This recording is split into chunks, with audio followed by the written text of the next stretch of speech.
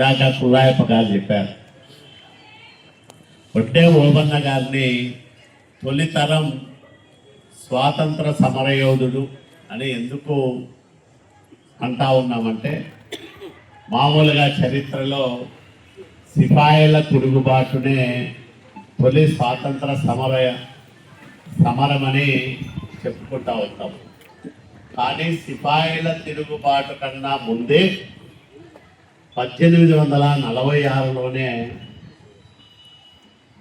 ఆంగ్లేయుల పైన, అంటే అప్పుడుండే ఈస్ట్ ఇండియా కంపెనీ దుర్మార్గాల పైన పోరాటం చేసిన నాయకుడు వడ్డే ఓబన్న గారు. వేనాటి ప్రాంతం అంటే ఇప్పుడు కోవెల్కుంట్ల, నంద్యాల జిల్లా అయిపోయింది, ఉమ్మడి కర్నూలు జిల్లాలో కోవెల్కుంట్ల ఆ ప్రాంతం అంతా కూడా వేనాటి ప్రాంతంలో నరసింహారెడ్డి గారి నాయకత్వంలో చాలామంది బీసీలు, దళితులు వీళ్ళందరూ కూడా స్వాతంత్ర ఉద్యమానికి శ్రీకారం చుట్టారు అప్పట్లో.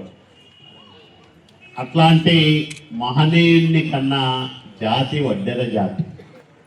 అంటే స్వాతంత్ర పోరాటం కన్నా ముందే బ్రిటిష్ దొరల దుర్మార్గాలు, ఆగడాలను ఎదిరించిన గొప్ప నాయకుడిని కన్నా జాతి వడ్డెర జాతి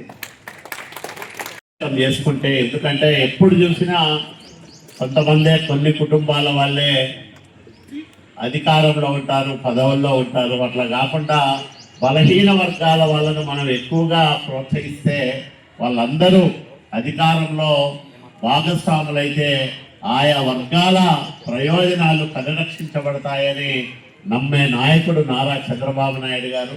కాబట్టి ఆయన నాయకత్వంలో మనమందరం కూడా బలహీన వర్గాల సంక్షేమానికి, రాజకీయాల్లో భాగస్వామ్యానికి, అధికారంలో అసలైన భాగస్వామ్యానికి ఎప్పుడూ కలిసికట్టుగా ముందుకు పోదామని మీ అందరికీ మనవి చేస్తూ, చరిత్ర సృష్టించినోడు